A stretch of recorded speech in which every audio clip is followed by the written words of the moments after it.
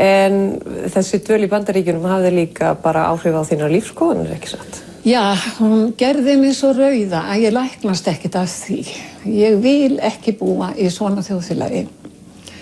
Og það gerðist nú eiginlega á einum spítala. Ég átti þarna smá pásu á milli þátta og ætlaði að taka hluta af kandíðsárinu og komst inn á sjúkrahús.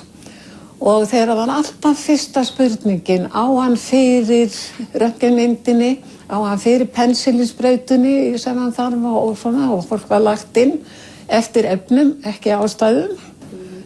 Mér leist ekkert á það bliku því það hefði gleymst að kenna okkur að svona systema væri til. Við vorum að læra læknisfræði hér, þá var sjálfsagt að allir getur lagst á spítala, það kostaði jú ekkert hér á Íslandi þá daga. Og það gleymdist bara alveg að segja okkur að systemi væri svolítið öðruvísi í Guðs eigin landi. Þannig að ég var mjög hissa þegar ég sá þetta og ákvað áður en ég fór heima. Í svona landi vildi ég ekki búa.